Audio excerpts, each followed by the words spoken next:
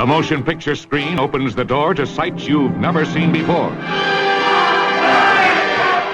Shock Corridor. The medical jungle doctors don't talk about. A labyrinth of twisted detours that both sexes stumble along. Case history number 1. Johnny B., brilliant newspaper reporter, suffering from hallucinations that his sweetheart is his sister. Johnny. Don't ever do that! Don't you ever kiss me like that again! What's the matter? What is it, Johnny? Tell me! You're exciting the other patients by shouting! Johnny! Tell me, what did you mean? Tell me! Diagnosis, erotic dementia. Forgive me for saying it, Miss Barrett, but there's something very strange about this case. Case history number 2. Kathy B. Stripteaser. Young, intelligent, beautiful. You think I like singing in that sewer with a hot light on my navel? I'm doing it because it pays more than shorthand or clerking or typing. I know that.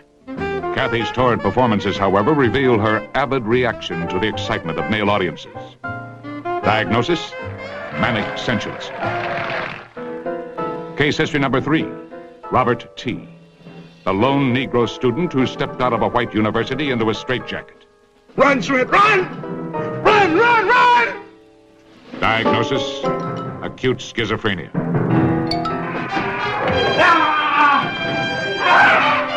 Don't you dare strike me. I'm pregnant. Shock Corridor, the incredibly realistic story that reveals the strange intrigues, the criminal impulses, the obsessions that explode into violence. Because I want her and nobody's gonna keep us apart! I want her!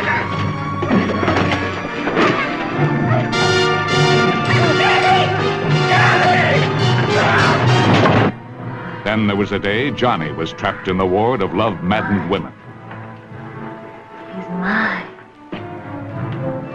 He's mine. He's mine.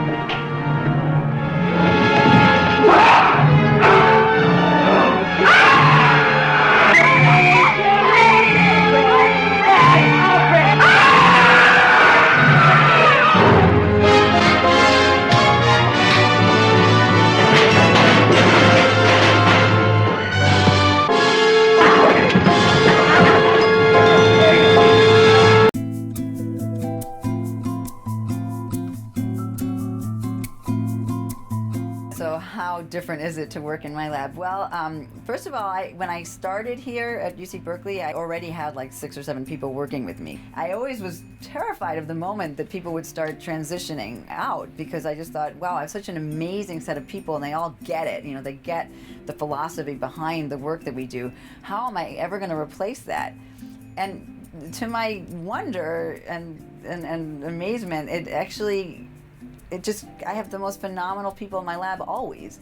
People kind of self-select to come to me who have a deep interest in science and in scientific excellence, and have a deep interest in the scientific problem and the pathogen that we're working on, but who also have a broader vision and that want somehow a context for their work that actually has a tangible meaning in the world, you know. And so there's many ways that can happen.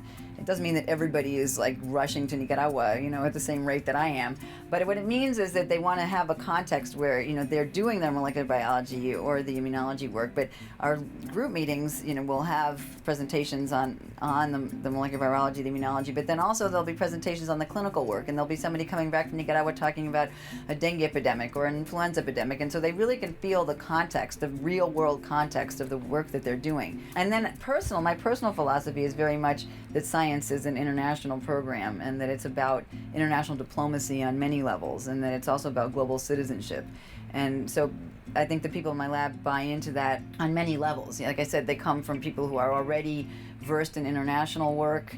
There's people who are simply molecular biologists, but they all come because there's something else, and there's like an overall philosophy that they want to be part of.